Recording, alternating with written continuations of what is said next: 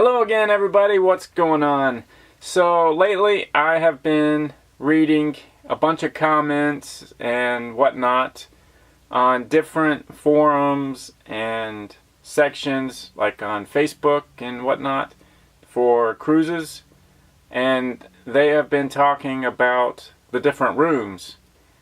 And I have been reading people panicking because they select the cruise line chooses which room they're in, and they have been panicking and wanting to call the different cruise lines because they have been put on the lowest level for passengers, and they are panicking that they think this is going to be a terrible room. So I wanted to talk about the different areas on the ship where your rooms, where you can pick your room, the pros and cons of each, and give you my personal opinion. I just got done with my 12th cruise, and I have stayed pretty much on every floor, and I've stayed in the front of the ship, I've stayed on the back of the ship, I've stayed in the middle. So I'm going to give you a little bit of my opinions on each room. Each section of the ship has its pros and cons. Each level, each floor will probably have its own pros and cons. But let's start off with the midship. And in the middle of the ship is great because you're closer to the elevators, you're closer to the front of the ship and the back of the ship if there's stuff you want to do on each. So you're going to be closer to everything. It doesn't matter what level, what floor you're on, you're still right there by the elevators, just a short walk, and you can get to whichever floor, and you only got to walk half the ship. So that's one of the big pros for staying in the middle of the ship. Now, in my opinion, the cons for staying in the middle of the ship is you constantly have people walking the hallways, and they're talking and whatnot. So those rooms in the middle of the ship are going to be a little louder. You're going to have more noise than, say, the front or the back of the ship. So it's great if you want to it's great for being closer to everything, but it's negative because it's going to be, in most cases, a little louder inside the room. For the aft of the ship, or the back, you're going to have a little further walking to the elevator, and if you want to go to the show in the front of a ship, you're going to have to either go up an elevator to whichever floor, and you're going to have to walk the entire ship to the front. So you're going to have a little more walking, a little more exercise, but a lot of people, that's no big deal.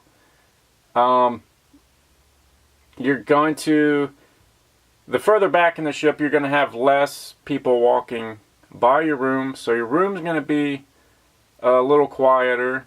One of the negatives is when you're docking and leaving the dock, sometimes you can feel a little bit of the vibration in the back of the ship and any of the rooms due to the propellers. But, again, you're only feeling it when you're taking off and docking. I think they crank it up, or I don't know, whatever. But you won't feel it the whole entire ship. It's usually 5 minutes docking, 5 minutes leaving. So that's no big deal. Just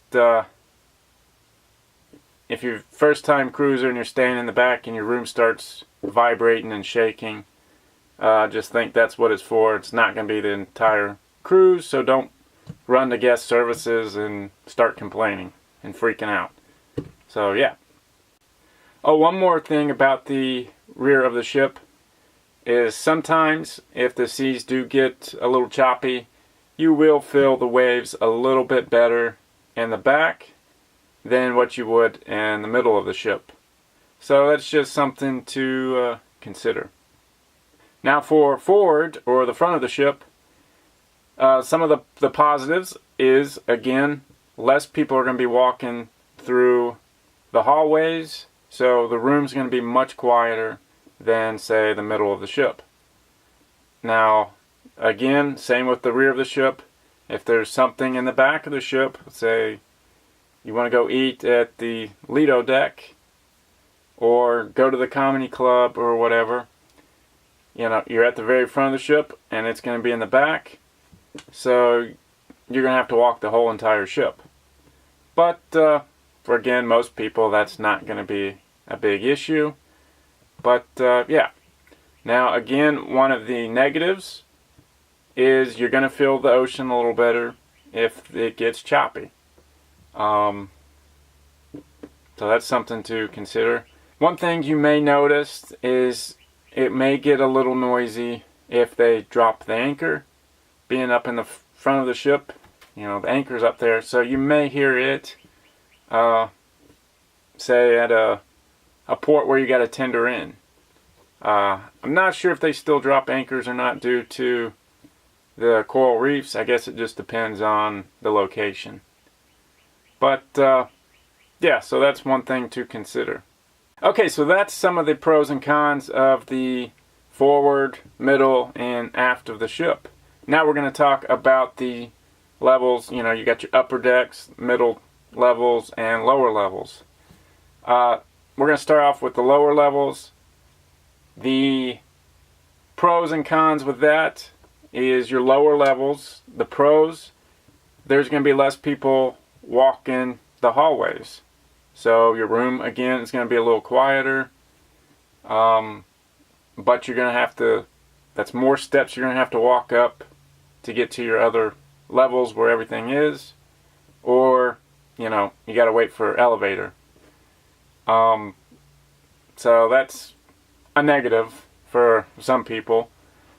I will say, going up the steps, say you're going up to the Lido deck from deck 2, you may be able to fly up the first 4 or 5 flights of steps, levels, and the last 3 or 4 levels are going to, you're going to feel it.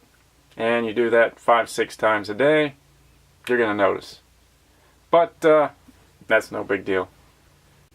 So one of the negatives on being in the lower levels is when you get into port, you may, like I said before, you may feel or hear the propellers a little more, anchors, and the gangway when they're setting that out for people to walk out at port. But again, you know, you're only looking at 5-10 minutes each time, so it's not a big deal. I wouldn't worry about it, but it is something to consider if you've never been on a cruise and you don't know what's going on. Again, don't panic. But yeah, now you are closer to getting off the ship and port, because you usually get off at deck 1, so you won't have to go very far to get off the ship. The middle levels of the ship, again, that's where more of your shops and stores or whatever is going to be. So you're going to have more traffic in that area, and you may get some more people exploring, walking by rooms and everything on the middle levels. So your room may be a little noisier. I stayed on, was it deck 3 once, level 3, and it was the first room from where you walk in and you got that little bar and the atrium. And sometimes you could hear the music in the room. So that's something to think. It may be a little noisier, but you're going to be closer to everything. So that's not too bad. Now the upper levels, you're again closer to everything. You're closer to Lido deck. You've got a less walk, but again more traffic, more people, the band's playing. You may get a little more room noise than, say, the lower levels or mid levels. But again, I've stayed in the upper levels, and I never really heard anything but people walking the hallways. So there's just some quick little pros and cons of each, the levels and the forward, aft, and middle sections of the ship. In my personal opinion, I don't think there is a bad place, a bad room on the ship to stay. Just be thankful you're on the ship and you're not back home at work. In my personal opinion, my favorite spot is the very front of the ship, or as far forward on the ship I can get on any level, but I actually prefer the lower levels. I know a lot of people, again, are afraid of the lower levels, but that's my favorite spot because the room's a lot quieter. You just gotta walk a little further to get to everything. But yeah, so I hope this helps you all decide where to stay on the ship. And again, just be happy you're on the ship, and I wouldn't worry about it too much unless you're handicapped or can't do much walking. But other than that, I hope you enjoyed that video, and feel free to hit that like button, hit that subscribe button, and enjoy your cruise. Thanks for watching.